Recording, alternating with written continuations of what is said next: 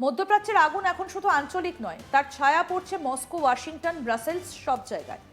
ইরানকে ঘিরে আমেরিকা এবং ইসরায়েলি হামলার পর রাশিয়া সরাসরি কড়া ভাষায় সতর্ক করল।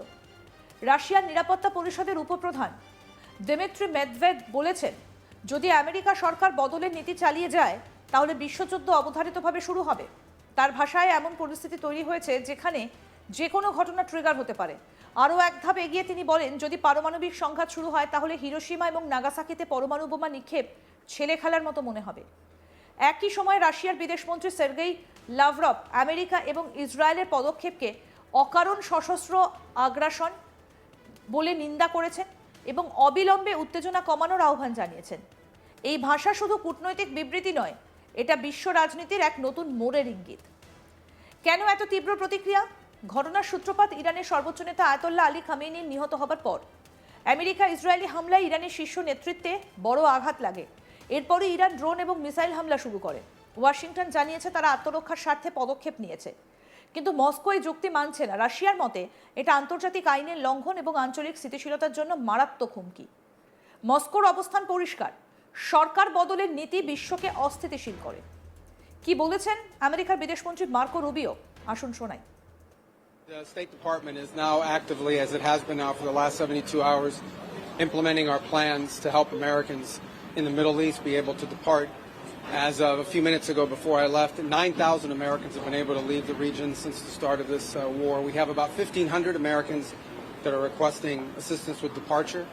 We have identified and continue to identify charter flights, military flight options, and expanded commercial flight options, meaning working with the airlines to send bigger airplanes with more seats, and the combination of those three things. As I came in, I also saw the media reports about Dubai's consulate. The last update I had with seconds before getting before these cameras was that a drone unfortunately struck a parking lot adjacent to the Chancellery building and set off a fire in that place. All personnel are accounted for. As you're aware, we began drawing down personnel from our diplomatic facilities in advance of this.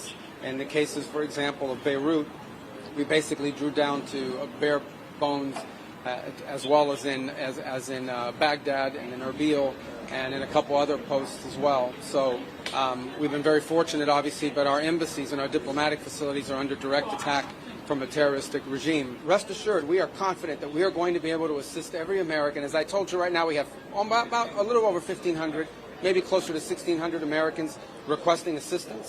And we know that we're going to be able to help them. It's going to take a little time because we don't control the airspace closures. That said, there may be more people out there that need help. We need to know who you are. So please, I'm asking the media, publicize the phone numbers and the website because we need people to call in so we have their name, we have their contact information, we have their location and their request. So as these opportunities begin to open up, we can act very quickly to reach them and get them out of harm's way. Dmitry Medvedev রাষ্ট্রায়ত্ত সংবাদ সংস্থা টাসকে দেওয়া একটা সাক্ষাৎকারে বলেন, যদি Trump তার অপরাধমূলক শাসন বদলের পথ চালিয়ে যান বিশ্বযুদ্ধ শুরু হবেই। তিনি সরাসরি মার্কিন প্রেসিডেন্ট ডোনাল্ড ট্রাম্পকে আক্রমণ করে বলেন, ইরানে হামলা ছিল গুরুতর ভুল। মেদভেদের মতে এই সিদ্ধান্তের ফলে শুধু ইরান নয়, আমেরিকানরাও ঝুঁকির মধ্যে পড়ছে। কারণ মধ্যপ্রাচ্যের শিয়া সম্প্রদায়ের বড় অংশ ইরানের নেতৃত্বের প্রতি আবেগীভাবে যুক্ত। মেদভেদেভ বলেন, আয়াতোল্লাহ খামেনি শুধু রাজনৈতিক নেতা ছিলেন না, তিনি প্রায় 30 কোটি শিয়ার আধ্যাত্মিক পথপ্রদর্শক। তার মৃত্যু তাকে শহীদ বানিয়েছে।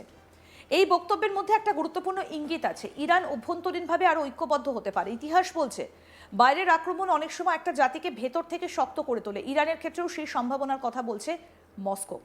সবচেয়ে আলোড়ন তুলেছে মেদভেদেভের পারমাণবিক মন্তব্য। তিনি বলেন, আমেরিকা জানে রাশিয়ার সঙ্গে পারমাণবিক সংঘাতের মূল্য কত ভয়ঙ্কর হতে পারে। যদি এমন কিছু ঘটে তাহলে হিরোশিমা নাগাসাকি হবে ছেলে খেলার মতো। এই মন্তব্যে স্পষ্ট বার্তা, রাশিয়া নিজেদের পারমাণবিক শক্তি নিয়ে আত্মবিশ্বাসী এবং সরাসরি সংঘাতে গেলে তা ভয়াবহ হবে। যদিও তিনি সরাসরি হামলার হুমকি দেননি, কিন্তু সম্ভাবনার কথা তুলে ধরে ভয়াবহতার চিত্র এঁকেছেন। মেদভেদেভ ইউরোপীয় দেশগুলোকেও ছাড়েননি। তার কথায় ইউরোপীয় সরকার দাসসুলভ আচরণ করছে এবং আমেরিকা ইসরায়েলের পদক্ষেপের সমর্থন করছে। এই মন্তব্যে বোঝা যাচ্ছে রাশিয়া মনে করছে ইউরোপ স্বাধীন কূটনৈতিক অবস্থান নিচ্ছে না। ইউক্রেন যুদ্ধের পর থেকেই রাশিয়া ইউরোপ সম্পর্ক তলানিতে। এই ঘটনায় তা আরও খারাপ হতে পারে। অন্যদিকে রাশিয়ার বিদেশমন্ত্রী সার্গেই লাভরভ তুলনামূলক সংযত ভাষায় বলেছেন, উত্তেজনা কমানো জরুরি। তিনি ইরানের বিদেশমন্ত্রী আব্বাস আরাঘচির সঙ্গে ফোনে কথা বলেন। রাশিয়ার বিদেশ মন্ত্রণালয় জানায় আলোচনায় জোর দেওয়া হচ্ছে বল প্রয়োগ বন্ধ করা, রাজনৈতিক এবং কূটনৈতিক সমাধান, সাধারণ মানুষের সুরক্ষা এবং রাশিয়া নিজেকে এখানে মধ্যস্থতাকারী হিসেবেও তুলে ধরতে চাইছে। কি বলেছেন সের্গেই লাভরভ, শুনবো। Эта акция, эта война, которую сейчас развязали против Ирана, она, во-первых, может стимулировать движение в пользу создания ядерного оружия. И не только в Иране. Такое движение тут же появится и в странах, арабских странах, которые соседствуют с Исламской Республикой Иран. Поэтому парадоксальным, внешне парадоксальным образом объявленная благородная цель начать войну для того, чтобы не было распространения ядерного оружия, может стимулировать совершенно противоположные тенденции. Сейчас растет вот риск того, что проблема ядерного распространения начнет выходить из-под контроля. В Европе об этом открыто и громко разговаривают. Есть тревожные тенденции и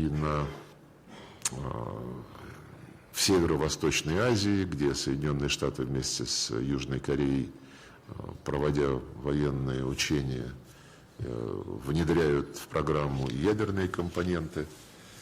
Мы будем по-прежнему отстаивать принципы нераспространения ядерного оружия, будем выступать категорически против действий, которые могут подорвать эти принципы и спровоцировать гонку ядерных вооружений. রাশিয়ার বক্তব্য আমেরিকা এবং ইসরায়েলের হামলা আন্তর্জাতিক আইনের মৌলিক নীতির লঙ্ঘন, কিন্তু ওয়াশিংটনের দাবি এটা আত্মরক্ষামূলক পদক্ষেপ। এই বিতর্ক নতুন নয়। ইরাক যুদ্ধ, লিবিয়া, সিরিয়া সব ক্ষেত্রেই একই প্রশ্ন উঠছে। আন্তর্জাতিক আইনের ব্যাখ্যা প্রায়শই শক্তিধর দেশের কৌশলের ওপর নির্ভর করে। বিশেষজ্ঞদের মতে সরাসরি তৃতীয় বিশ্বযুদ্ধের সম্ভাবনা এখনো কম, কারণ বড় শক্তিগুলো জানে পারমাণবিক সংঘাতের ফল কত ভয়াবহ।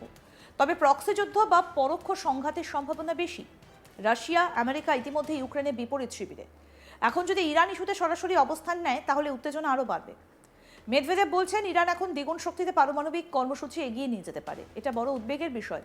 যদি ইরান পারমাণবিক অস্ত্রের পথে দ্রুত এগোয় তাহলে মধ্যপ্রাচ্যে অস্ত্র প্রতিযোগিতা শুরু হতে পারে। ইসরায়েল বহুদিন ধরে ইরানের পারমাণবিক কর্মসূচিকে হুমকি বলে দেখছে। সাধারণ মানুষের প্রশ্ন, এই কড়া ভাষার মাঝে সাধারণ মানুষের উদ্বেগ বাড়ছে। তেলের দাম কি বাড়বে? বিশ্বের অর্থনীতি কি ক্ষতিগ্রস্ত হবে?